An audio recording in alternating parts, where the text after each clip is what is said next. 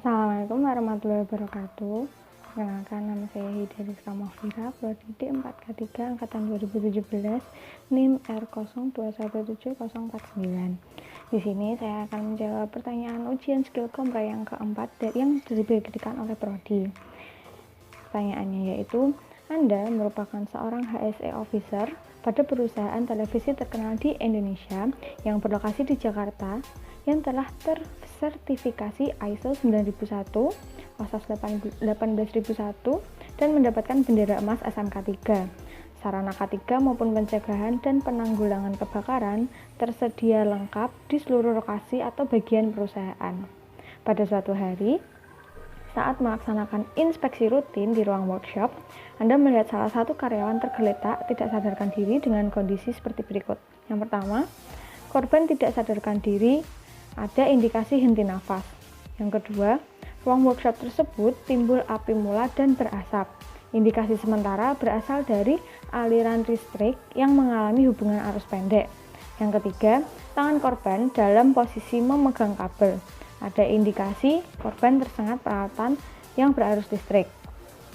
Sebagai seorang ahli K3, Anda sudah terlatih dan tersertifikasi dalam bidang kebakaran dan evakuasi bencana.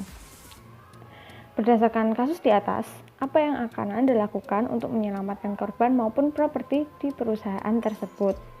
Bagaimana penanganan yang perlu dilakukan pada kondisi tersebut, di mana korban ditemukan sebelumnya dengan keadaan kondisi yang tidak sadarkan diri dan tangan yang masih memegang kabel listrik?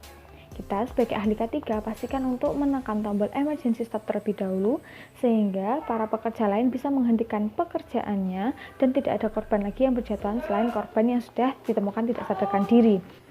Sebelum menyelamatkan korban lebih lanjut, pastikan kabel yang dipegang oleh korban sudah tidak mengalirkan listrik sehingga aman untuk kita menyelamatkan korban. Kita evakuasi korban, kita bawa korban ke tempat yang lebih aman. Selagi tim medis atau tim kesehatan membawa korban ke tempat yang lebih aman, tim tanggap darurat segera melakukan penanganan pada api yang timbul, yaitu dengan menyemprotkan apar yang berisi powder kepada sumber nyala api sebelum api semakin membesar. Pastikan bahwa tim tanggap darurat hanya menyemprotkan apar tersebut ke pusat munculnya api, yaitu ke timbulnya api tersebut, dan pastikan bahwa alat-alat atau properti di sekitarnya aman dan tidak terkena semprotan apar tersebut.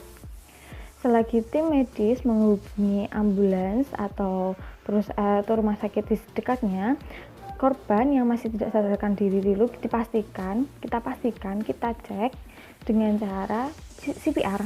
Sebelum memberikan CPR, kita cek dulu nadinya, pernafasannya, dan semuanya apakah benar-benar sudah tidak ada nafas atau tidak mengembuskan nafas. Jika benar-benar sudah tidak mengembuskan nafas, kita lakukan CPR atau pertolongan pertama pada korban sampai ambulans datang ke perusahaan untuk membawa korban ke rumah sakit agar ditangani secara lanjut. Jadi untuk penanganan yang dilakukan, yang pertama yaitu pastikan kita memencet emergency stop, lalu kita evakuasi korban. Selagi kita mengevakuasi korban dan membawa korban ke tempat yang lebih aman, tim tanggap darurat melakukan penanganan pada api yang timbul atau api yang muncul di dekat korban ditemukan tadi. Lalu kita membawa korban ke rumah sakit agar korban ditangani lebih lanjut. Sekian dari saya. Assalamualaikum warahmatullahi wabarakatuh.